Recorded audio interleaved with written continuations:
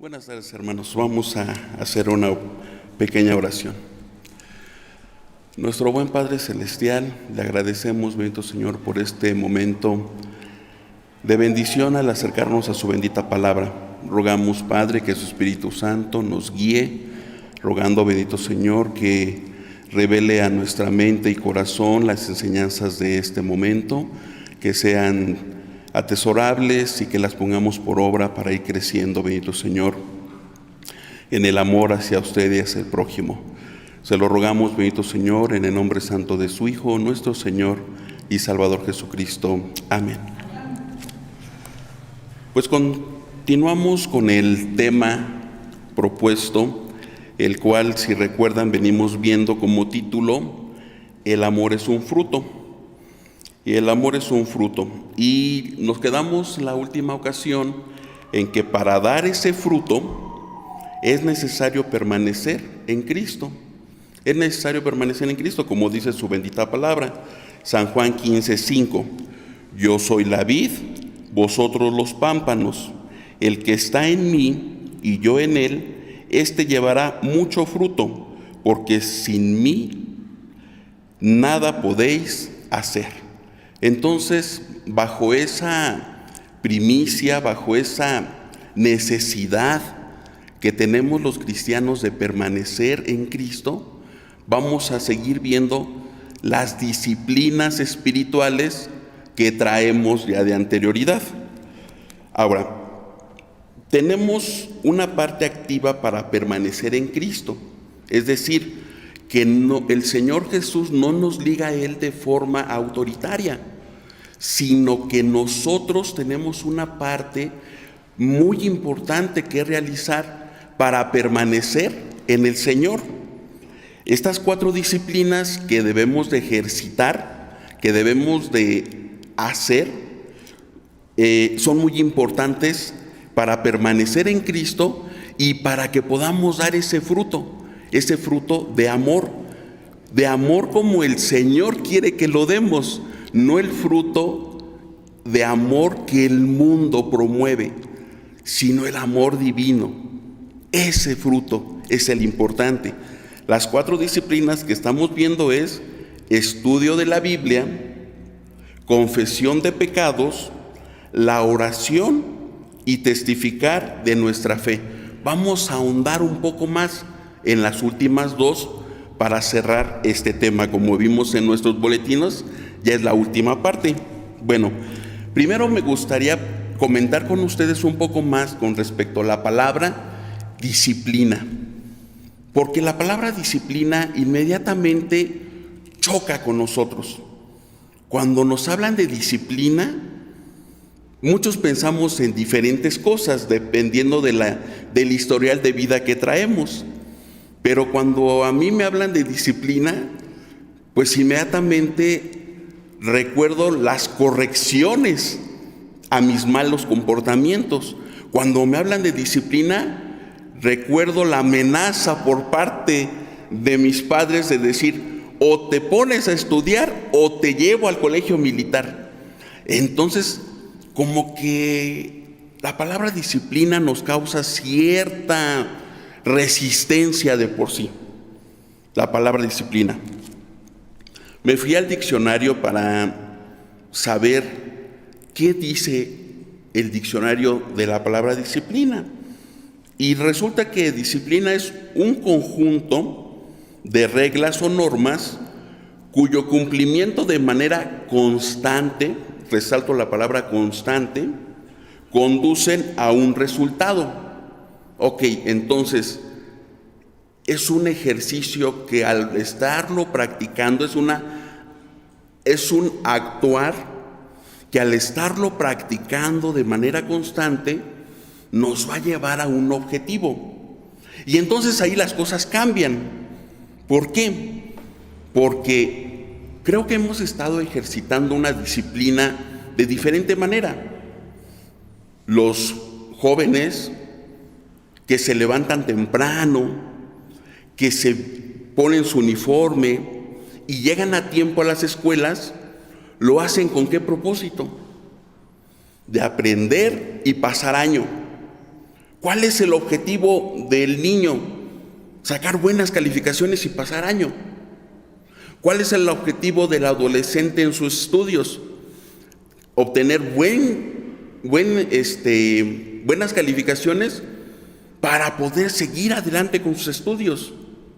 Porque al joven ya no le dicen, llega temprano, entra a tu clase. Él ya lo trae aprendido de primaria y secundaria. Ahora él se enfoca a otra cosa. Es disciplina. Bueno,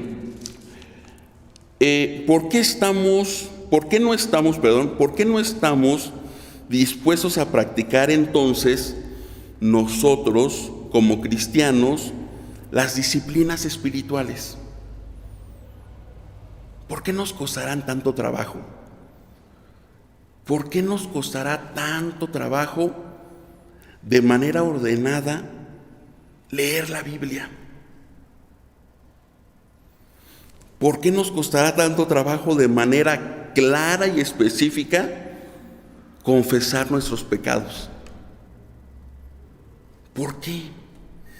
¿Por qué nos cuesta aún más trabajo la oración? ¿Por qué nos cuesta aún más trabajo la oración y testificar nuestra fe? Realmente nos cuesta mucho trabajo. Y yo creo que la respuesta a todo esto es que hemos perdido, como dice el diccionario con respecto a la disciplina, hemos perdido el objetivo. Ese es el verdadero motivo por el cual nos cuesta mucho trabajo esto, porque hemos perdido el objetivo. Entonces la pregunta es, yo como cristiano,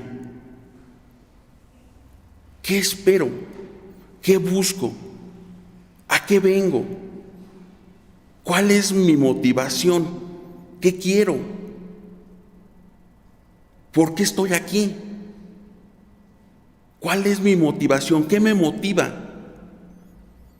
Cuando tenemos a un familiar enfermo en el hospital, de veras, no nos importan las distancias, no nos importan los recursos, no nos importa, hasta podemos irnos a meter a la oficina del director de la clínica para exponer nuestro caso, y ahí no nos da pena hablar. Y me escuchan, porque la vida de mi ser amado está de por medio. El objetivo es claro, la meta es muy clara y muy franca. Entonces, ¿qué pasa con la oración? Que es a los puntos a donde vamos a ir. ¿Qué pasa con la oración? Les invito, hermanos, a ir a 1 Corintios,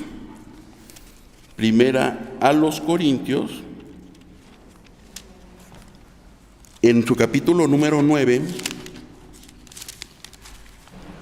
1 Corintios 9, 24 al 27. Este texto nos va a ayudar a enfocarnos. Si es que nos hemos desenfocado, si es que nos hemos descalibrado, fíjense que hay ocasiones en que las miras por el uso se descalibran. Los niveles para sacar que los marcos estén a plomo se descalibran, y hay necesidad de nuevamente retomar, recordar.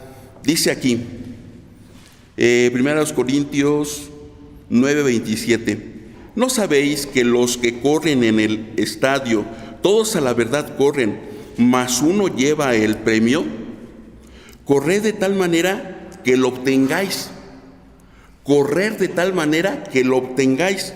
Y todo aquel que lucha, de todo se abstiene. Todo aquel que lucha, de todo se abstiene, y ellos a la verdad para recibir una corona corruptible, mas nosotros incorruptible. Nosotros estamos corriendo hacia el premio. Nosotros estamos luchando por una corona, pero no la corona que vemos que les ponían en las sienes, que después de cierto tiempo se marchitaba, sino aquí el apóstol San Pablo nos recuerda que nuestra corona será incorruptible. Por eso estamos batallando, por eso estamos luchando, porque ya nuestro Señor nos dijo que no pertenecemos a este mundo, sino que en este mundo estamos siendo capacitados para ir a nuestra ciudadanía celestial. Y recuerdo mucho que nos hablaba una hermana que anteriormente se hacía cargo de esta congregación, que ella trabajaba para la eternidad. Y yo decía, ¿cómo trabajaba para la eternidad? Sí, realmente nuestros esfuerzos no son para este mundo, no son para esta época, sino que realmente estamos siendo capacitados y transformados para una ciudadanía mucho mejor, la celestial, donde está nuestro Salvador. Con esto reenfocamos nuestra mira, y entonces sí, como dice el apóstol San Pablo, puesto los ojos en el autor y consumador de la fe, en Jesucristo. Pensando en esto, entonces veamos cómo la disciplina de la oración nos va a ayudar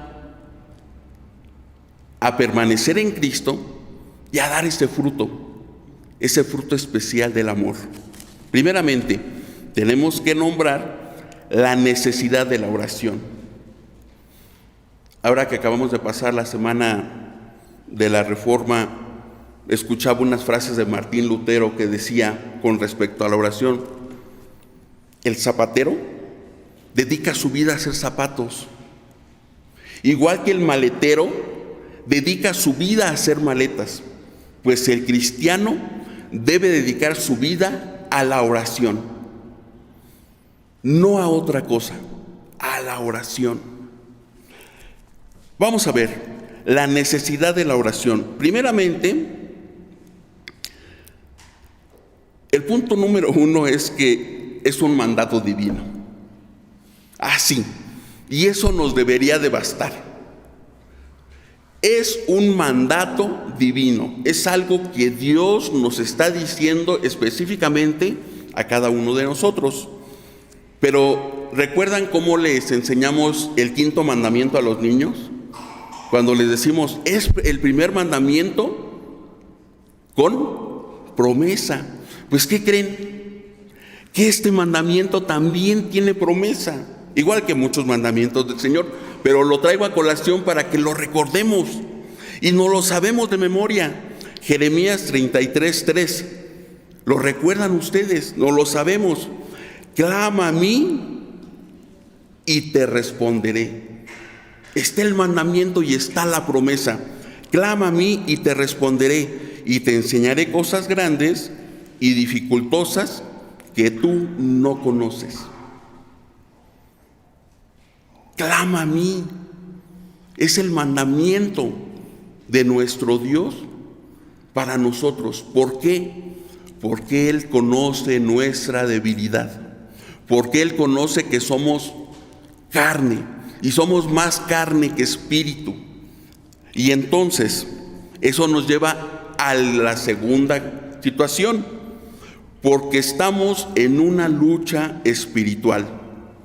En Efesios 6:18, vamos para allá, Efesios 6:18, como ustedes saben, en Efesios 6 nos habla de la armadura del Señor, la armadura de Dios.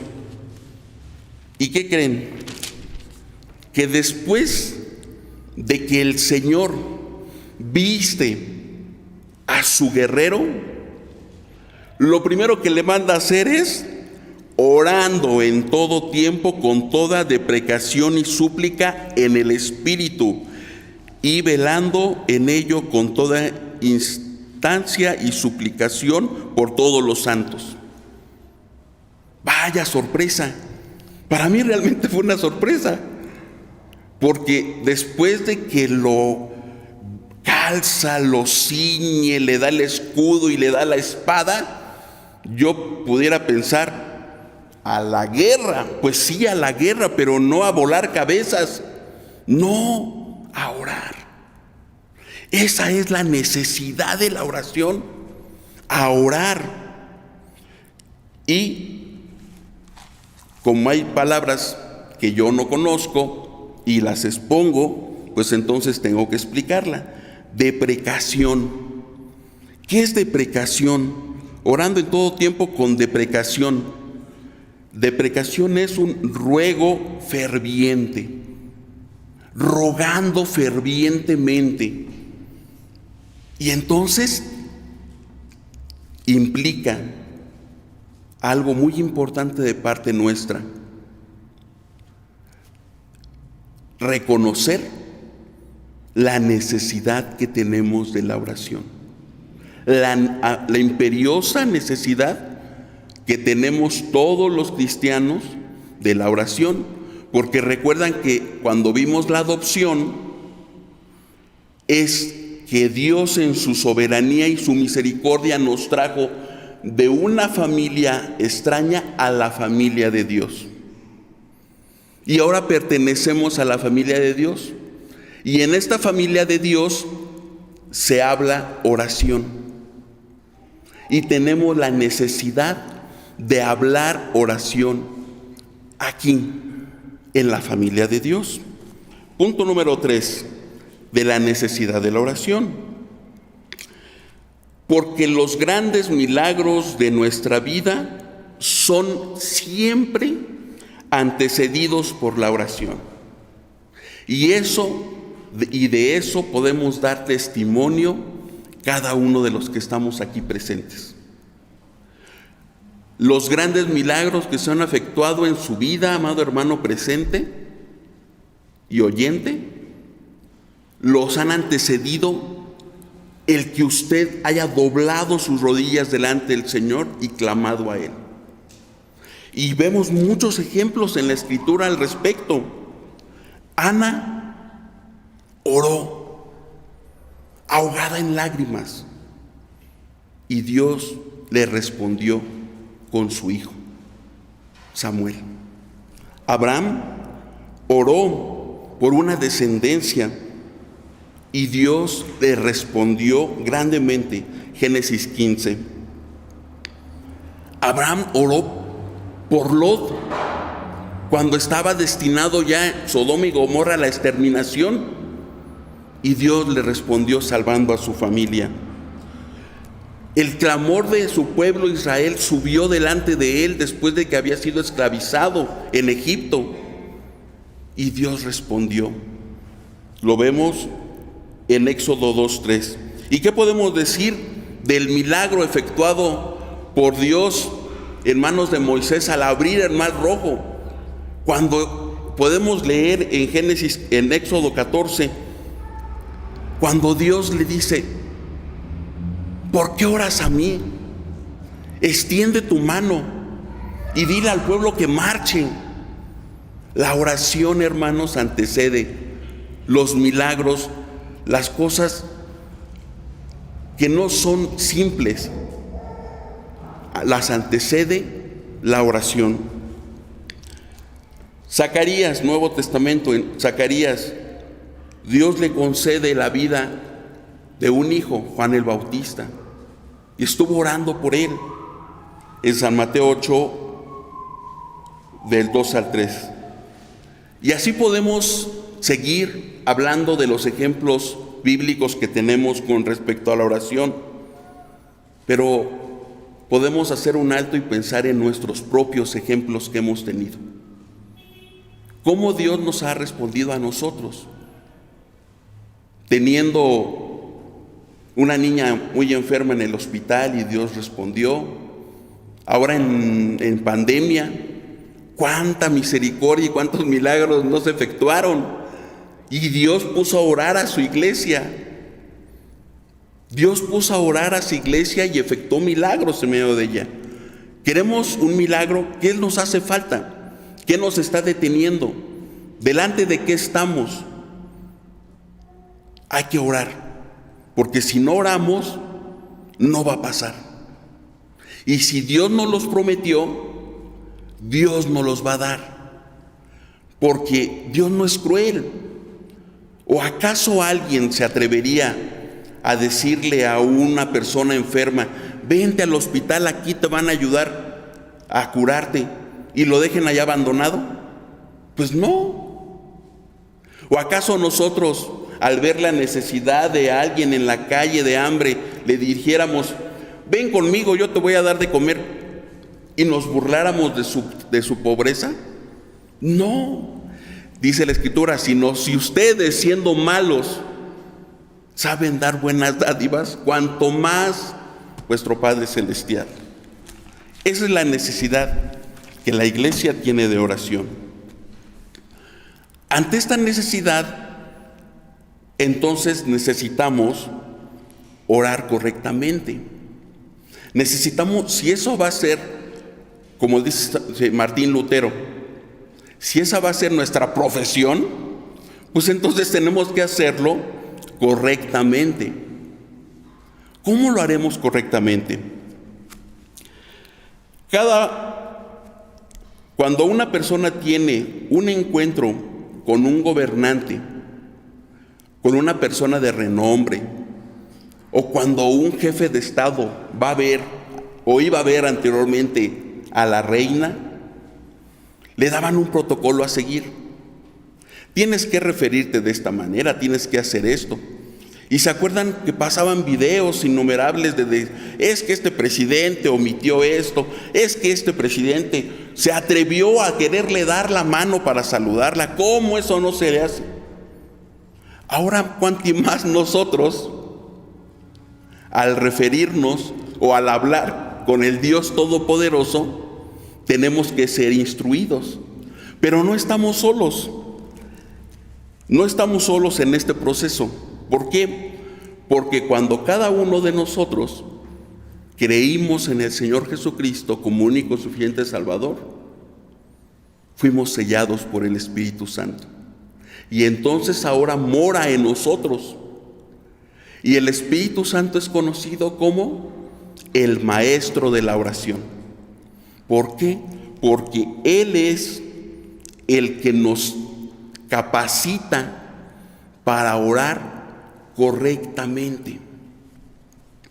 Como la oración es una conversación con Dios, nos puede preocupar la manera de realizar esa conversación, pero Dios conoce nuestra condición y nos ayuda en todo momento, aún en la oración.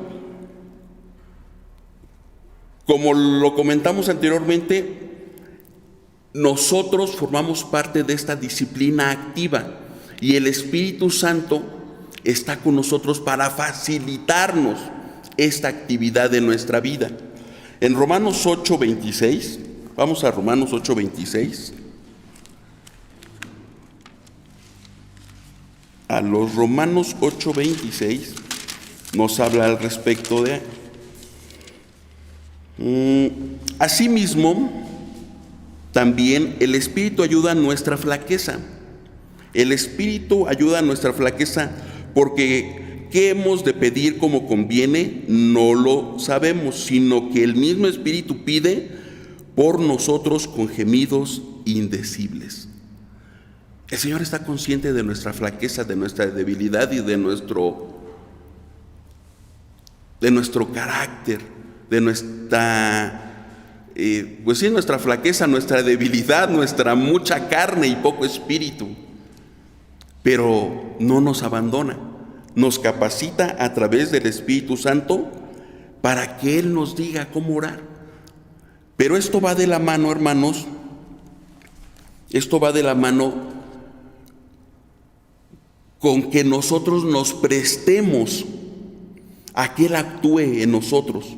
¿Se acuerdan que cuando se estaba hablando de que como se prepara el terreno para que dé buen fruto, El terreno se debe de prestar para sembrar y para dar fruto. También nuestra mente y nuestro corazón se debe de prestar. Entonces, en nuestra oración debemos de agregar el que Dios capacite nuestra mente y corazón para poder orar, para poder hablar. Entonces, no estamos solos para orar correctamente. No estamos solos. Ahora, si tenemos al Espíritu Santo, el campo de acción del Espíritu Santo es nuestra mente y corazón. Y nosotros, al prestarnos a que Él actúe, entonces facilitamos el actuar del Espíritu Santo en nuestra vida. Nosotros podemos frenar el actuar del Espíritu Santo en nuestra vida, aún en la oración, algo tan importante, algo que necesitamos hacer. Ahora, cabe destacar aquí que el Espíritu Santo no nos controla como si fuéramos nosotros marionetas. Nosotros tenemos que intervenir, prestarnos, acceder. No nos controla, de tal manera que la oración no se puede convertir en una estructura inflexible. No se puede convertir en una repetición monótona. No podemos hacer de la oración una práctica sin sentido, o fría o aislada del sentimiento, de la emoción, del pensamiento, sino que involucra nuestra mente, nuestro corazón, nuestro ser, nuestras experiencias, nuestras expectativas, nuestros deseos, lo involucra. ¿Qué pensamientos tenemos? ¿Qué deseos tenemos? Vamos a ver más adelante que esos también los debemos de poner en las manos de Dios. ¿Cómo controlarlo? ¿Cómo pensar? ¿Cómo sentir? Todo según la palabra de nuestro Dios. Con la libertad de expresión que concede el mismo Espíritu, según 2 Corintios 3:17, que dice: porque donde está el Espíritu hay libertad. Es decir, no somos controlados, somos ayudados, somos guiados, no somos controlados. Existe, el texto que acabo de leer es 2 Corintios 3:17, porque el Señor es el Espíritu y donde hay Espíritu del Señor, ahí hay libertad. Existe un peligro con respecto a no dejarse guiar por el Espíritu Santo, y está expresado en San Mateo 6:5, que fue la lectura que hicimos. San Mateo 6:5. Si nosotros como cristianos, y esto ya como cristianos de tiempo, podemos caer en cierto error, en cierta confusión, si no consideramos que el Espíritu Santo nos está auxiliando en todo tiempo. Podemos caer en este problema.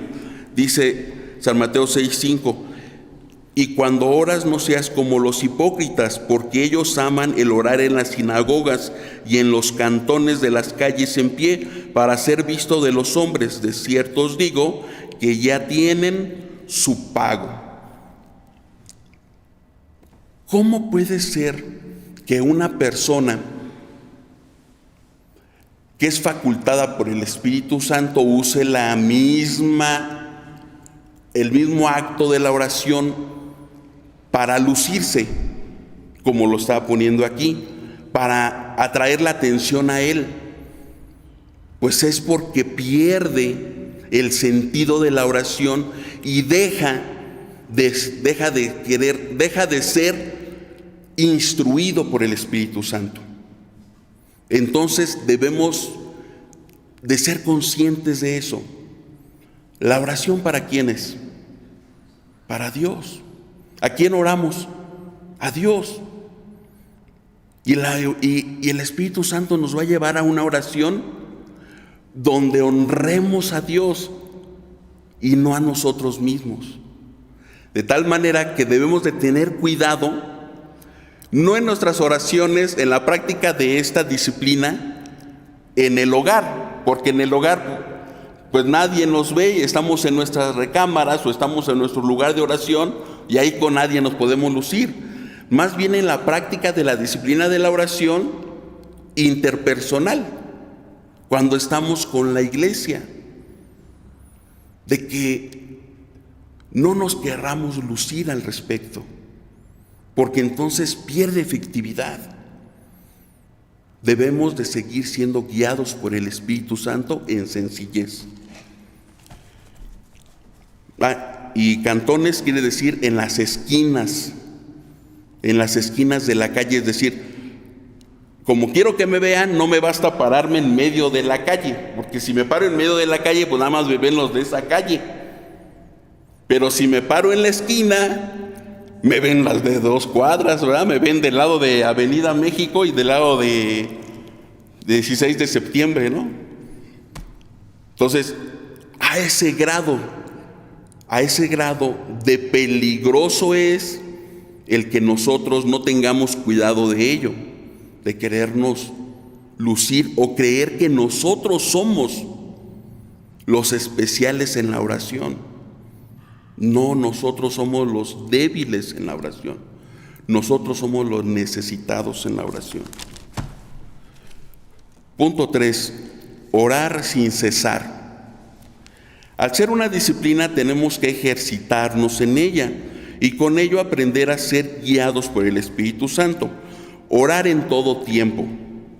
Orar en todo tiempo. Esto de orar en todo tiempo tiene que ver mucho de la mano de la meditación. La oración y la lectura de la palabra van de la mano, lo vamos a ver un poquito más adelante. Después de que nosotros, como es una disciplina, nosotros debemos de apartar un tiempo. Cuando alguien tiene una disciplina de aprender a tocar música, debe de aprender unas horas específicas de su tiempo para practicar y practicar y practicar. Pero cuando anda en la calle transportándose, sigue en su mente ejercitándose, sigue recordando. Nosotros de igual manera.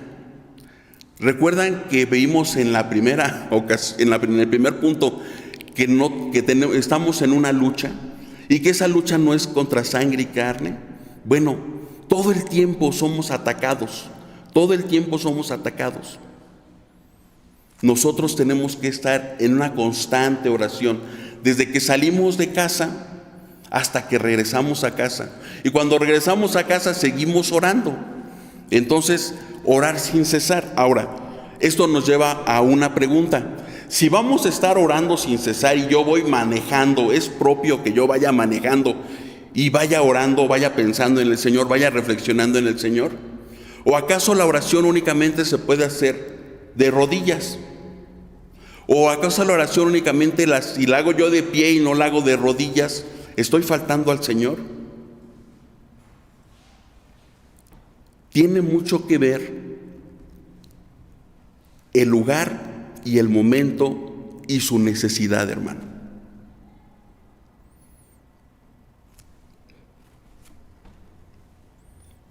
Hace 19 años,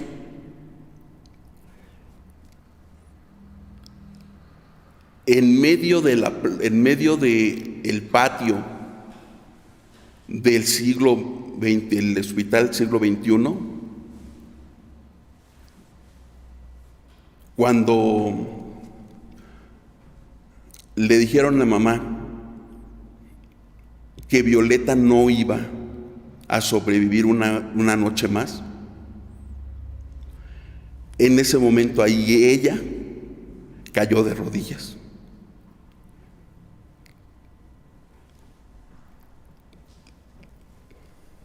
Y empezó a clamar. Y yo consideré que no era el lugar. Digo, no, me acerqué con mamá, la esperé, estuve con ella, pero por un momento consideré que no era el lugar. Y le ayudé a pararse después de su oración y ya nos fuimos a una orillita y siguió orando mi mamá, pero ya yo la llevé a una orilla. Y al tiempo, hace 11 años, cuando paso por una situación similar, me doy cuenta que la necesidad es quien te manda. No importa dónde estés, si tienes que doblar tus rodillas, las vas a doblar. Sí. Aquí en esta congregación hay algo muy especial en las oraciones de ofrecimiento y de invocación. Doblamos nuestra rodilla. No perdamos esa actitud delante de nuestro Dios. Y cada vez que podamos hacerlo, hagámoslo. Doblemos nuestras rodillas. Es más, nuestros pantalones se deberían de gastar de las rodillas, de tanto estar hincados delante de nuestro Dios. La postura la va a determinar nuestra necesidad, el lugar en donde estemos, pero sí es importante el corazón. Un corazón contrito y humillado no despreciarás tú, Señor. Tu corazón es el que le interesa al Señor. Orar sin cesar. En San Lucas 18, el Señor Jesús, en San Lucas 18, de los versículos del 1 al 8, el Señor Jesús les dice a sus discípulos y apóstoles una parábola de una viuda que estaba frente a un juez injusto, pero fue tan insistente esta viuda de decirle: hazme justicia, y yo me imagino a este juez injusto sacándole la vuelta. Ya viene esta viejita, y se iba por el otro lado, y la viejita le salía del otro lado: hazme justicia de mi adversario. Y el juez, después de estarle tanto diciendo, dice: bueno, con tal de que me deje de caminar a gusto, le voy a hacer justicia. Y el Señor Jesús dice: si este juez injusto le da respuesta a esta viuda, cuanti más vuestro Padre Celestial, el cual está al tanto de ustedes. Y nos anima a orar sin cesar, a orar en todo tiempo. ¿Por qué? Porque corremos peligro, porque estamos en lucha, porque nuestra alma se puede ver fortalecida o debilitada dependiendo de lo que inviertas, tu tiempo. Orar siempre. San Mateo 26, les invito a ir a San Mateo 26.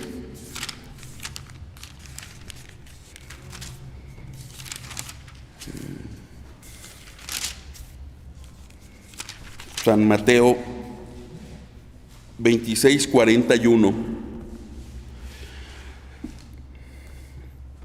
El Señor Jesús, estando en el huerto de Getsemaní, sabiendo a lo que se iba a enfrentar y dejando a sus discípulos orando aparte, regresa y los encuentra durmiendo. ¿Y qué les dice? Y vino a sus discípulos y les halló durmiendo, y dijo a Pedro: ¿así? ¿No habéis podido velar conmigo una hora? Velad y orad para que no entréis en tentación. El espíritu a la verdad está presto, mas la carne enferma. El espíritu a la verdad está presto, mas la carne enferma. Ese es nuestro problema, hermanos. Tenemos mucha carne y poco espíritu, pero la instrucción del Señor es: velad y orar, orar en todo tiempo. 4. Orar específicamente. Muchas veces, hermanos, no nos detenemos en el momento de las oraciones y abundamos las oraciones. Que las peticiones sean específicas a nuestro Dios. A veces se nos salen de control la oración. A veces no hablamos específicamente lo que queremos y necesitamos de nuestro Dios. Si recuerdan, la viuda, cuando estaba diciéndole al juez que le hiciera justicia, era clara en su pedimento: hazme justicia de mi adversario. No le estaba diciendo: atiéndeme, atiéndeme, atiéndeme. Ella era clara: hazme justicia de mi adversario. A veces nosotros, al confesar nuestros pecados, únicamente lo hablamos de manera general. Señor, tú sabes que he pecado contra ti, perdóname, no lo vuelvo a hacer, ayúdame, fortaléceme. El Señor nos pide que seamos específicos. Específicamente, ¿qué hiciste? Específicamente, ¿qué fue lo que pasó? Eso nos va a ayudar a concientizarnos de lo que estamos haciendo y ser valientes delante de nuestro Dios y hablar las cosas como son. Lo que estás haciendo, decírselo de frente, es sacar excusas. Y entonces sí, vamos a ser más conscientes de la oración y más específicos. Es importante orar específicamente. Al pedir bendición por alguien, podemos pedir que sea esa bendición específica para su vida. Señor, bendice a mi hermana. ¿En qué área? ¿Qué es lo que realmente está pasando? Ahora, esto nos ayuda no a hacer metiches, no a involucrarnos. Ay, ¿qué es lo que le pasó a la hermana? No. ¿Será que usted puede ser de bendición a la hermana porque resulta que la hermana se quedó sin trabajo y usted le puede llevar una despensa? Señor, bendice a la hermana que está pasando por dificultades. Bendice al hermano que... ¿Qué le pasó al hermano?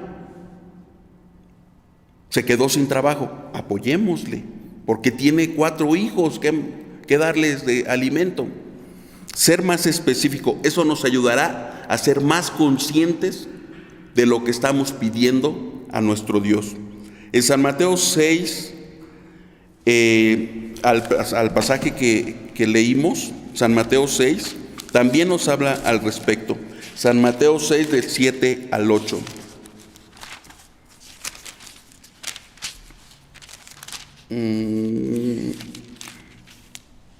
Y orando no seáis pródigos como los gentiles, que piensan que por su parlería serían oídos.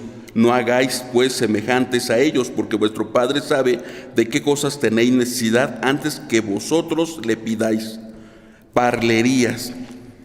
Dice, una persona impertinente, pesada, molesta, una persona que le da muchas vueltas, como cuando nos excusamos delante de nuestros patrones por llegar tarde, algo así. No, es que, ¿qué cree que? Es que no pasaba, pero cuando pasó bien lleno y le damos muchas vueltas. No, ser más específicos para ser más conscientes de lo que estamos hablando delante de nuestro Dios. Orar en la voluntad de nuestro Dios. Este punto está íntimamente ligado con estudiar la palabra. ¿Por qué? Porque para orar en la voluntad de Dios tenemos que conocer la voluntad de Dios. Porque a veces cometemos errores al orar. Si yo me pongo a orar, Señor, acaba con todas las guerras. Señor, que ya no haya ninguna guerra en el planeta. ¿Está de acuerdo a la voluntad de Dios? Señor, que se acaben los pobres. Ya no queremos ver más pobres. ¿Está de acuerdo con la voluntad de Dios? No.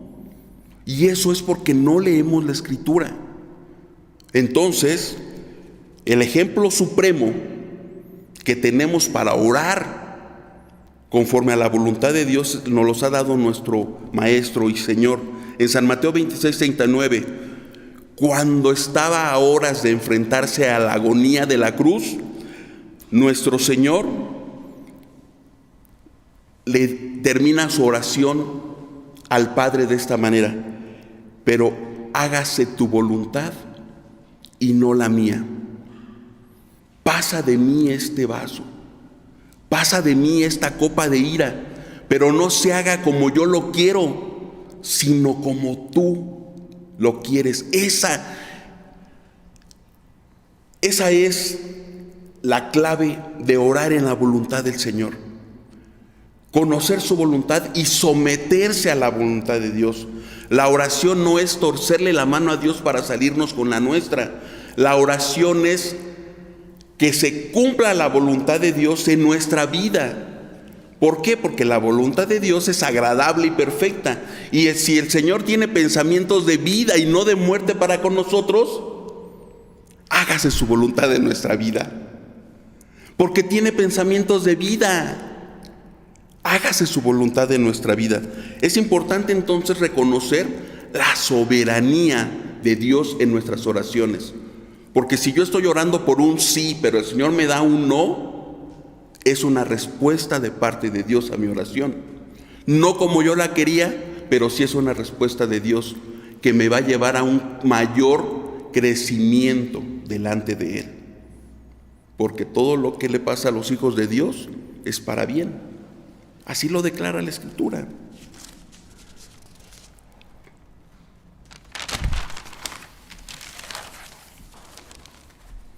Orar con fe. 6. Es importante aderezar, es importante inmiscuir, es importante tener en toda nuestra oración presente la fe. Comentábamos al inicio que en la disciplina espiritual es importante tener en claro el objetivo. Es importante tener claro el objetivo.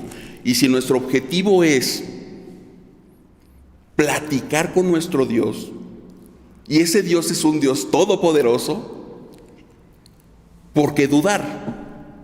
¿Por qué dudar de lo que estamos pidiendo? Si estamos ejerciendo una oración específica, si estamos ejerciendo una voluntad una oración conforme a la voluntad de Dios, ¿por qué dudar de lo que estamos pidiendo? ¿Por qué entrar en duda?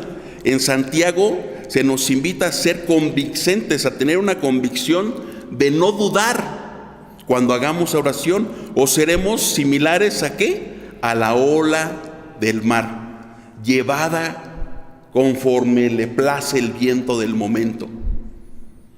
Tengamos convicción, tengamos certeza. Hay que moverse en el camino de la fe. Hay que moverse con certeza en nuestra vida y más en nuestra oración.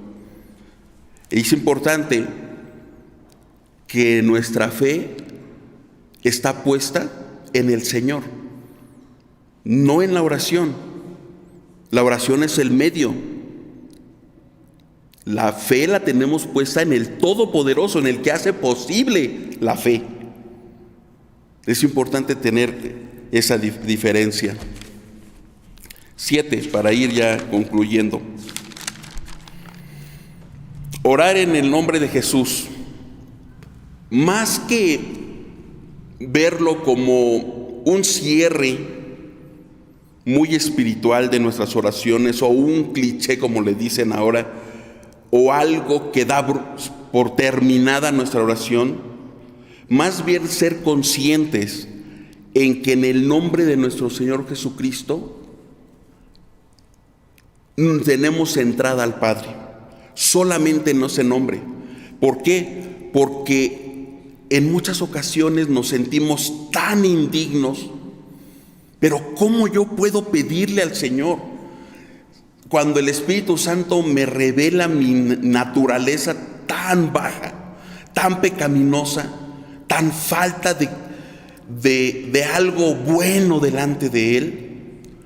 ¿Cómo me atreveré yo a hablarle al Dios Santo, yo siendo podrida llaga, como declara su palabra?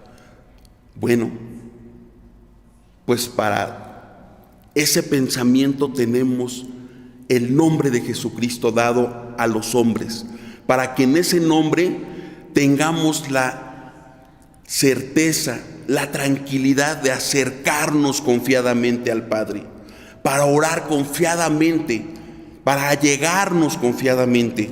¿Por qué? Porque creyendo en ese nombre estamos dando por hecho que creemos en su vida, en su muerte, en su resurrección, en su ascensión y que está sentado a la diestra. Entonces, cuando nosotros hacemos las oraciones, no las hacemos por favor. No decimos por favor, porque por favor, cuando yo digo por favor, te lo estoy diciendo en mis méritos. No son mis méritos, no es un por favor, porque no estoy hablando con mi igual. Es en el nombre de Jesús. Muy lejos está mi ser y mi nombre de tener algo que ver con la intercesión divina del Maestro delante del Padre. Muy lejos. En el nombre de Jesús, nuestras oraciones. En Hebreos 4, del 4 al 16, está muy claro este punto. Por medio de Jesucristo podemos acercarnos confiadamente hacia el trono de la gracia y no por nuestros méritos propios. Orar con un corazón puro. ¿Es tan fácil contaminarnos hoy en día? ¿Es tan fácil que entren pensamientos, que entren cosas tan pecaminosas a nuestro ser? Aunque este punto está ligado con la disciplina de confesión de pecados, es importante el énfasis. En el Salmo 68, 18 nos muestra el más grande estorbo para que nuestra oración no sea contestada por el pecado presente en nuestro ser. Salmo 66, 18. Retener pecados voluntariamente en el corazón destruye la comunión con Dios. Retener un pecado voluntariamente, si estamos teniendo una práctica pecaminosa voluntaria, eso, hermanos, no nada más nos destruye espiritualmente a nosotros, sino que nos aleja significativamente y nos retrocede en nuestra comunión con Dios. Destruye, aleja completamente nuestro ser de la presencia del Dios Santo. Y si nuestro objetivo es permanecer en Cristo, es necesario allegarse a Él con un corazón puro. Tener en cuenta este punto nos ayudará a ser más sensibles a la voz del Espíritu Santo cuando nos redarguya de pecado y mantener una relación santa con nuestro Dios. Si yo no me acostumbro a que diario vacié mi mochilita después de regresar del andar caminando en el mundo delante de Dios, entonces se me va a empezar a formar una costra en mi oído o en mi corazón o en mi mente y no me va a permitir oír cuando el Espíritu Santo me esté redarguyendo y me esté diciendo: eso no es agradable delante de tu Padre. Es importante acercarnos entonces con un limpio corazón. Por último, el contenido de la oración. Primeramente, como hemos leído en el pasaje de San Mateo 6, del 5 al 15, vemos que el Señor Jesús nos enseña primeramente a alabar a Dios y a honrar su santo nombre, en reconocimiento de a quién nos estamos acercando. Y recuerdo mucho la enseñanza del hermano Leví que decía: bueno, ¿qué? Cuando tú vas a una casa, llegas y te pasas y te sientas y ya. No, pues con respeto, buenas tardes, disculpe, ¿cómo está? Con permiso.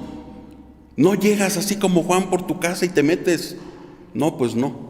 Bueno, cuando nosotros entablamos nuestra plática con el Creador, de igual manera tenemos que reconocer con quién estamos, hablando a quién y reconociendo también nuestra posición. Rogamos, cuando hay una rogativa, primeramente rogamos por las necesidades de los demás, no por los nuestros. Primeramente rogamos por la necesidad del prójimo, para poder entonces rogar por nuestras necesidades propias. Siempre atentos a la guianza del Espíritu Santo, el cual nos recuerda las necesidades por las cuales debemos orar sin olvidar la confesión de pecados. Y lo hemos experimentado, hermanos. Cuando estamos orando, empezamos a recordar que la hermana está enferma, que el hermano le pasa esto. Empezamos a recordar. Es el Espíritu Santo hablando a nosotros. Y empezamos a orar entonces de esa manera, guiados por el Espíritu Santo, en el nombre del Señor. Y hagámosla ahora como una disciplina en nuestras vidas, acompañados de la lectura de la palabra, viendo la necesidad que tenemos de hacerlo.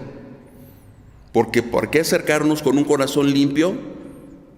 Porque de lo contrario, en vez de que la oración sea de bendición, va a ser de maldición. Tenemos que hacer práctica de esta disciplina espiritual.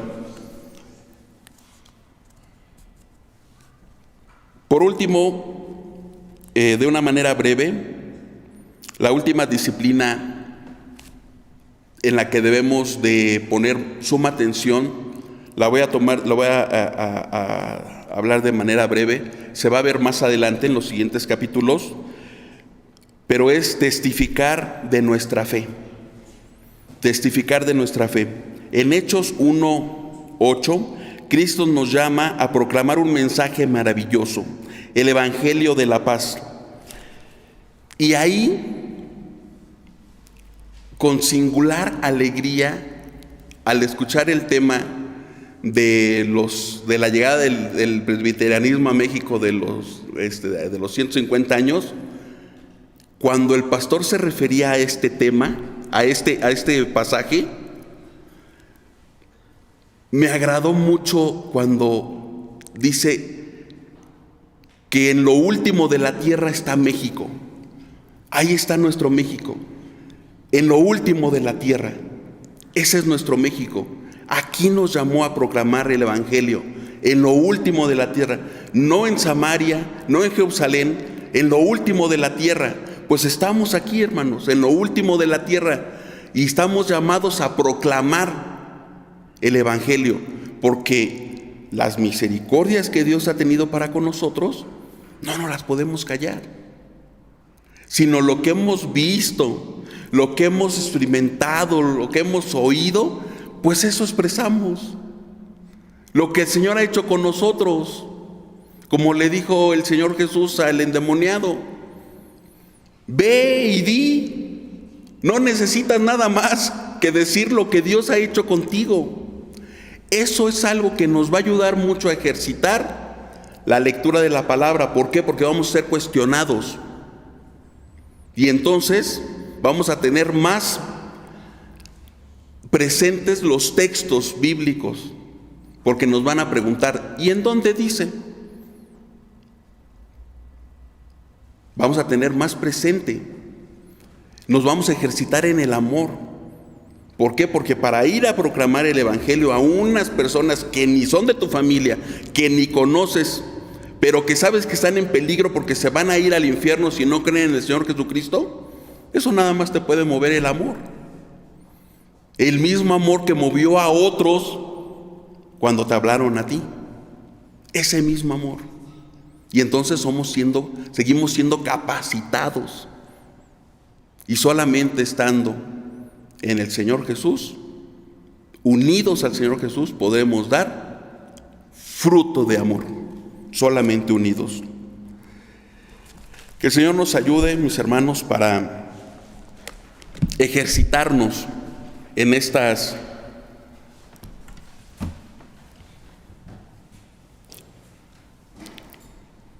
disciplinas espirituales, y no nos desesperemos.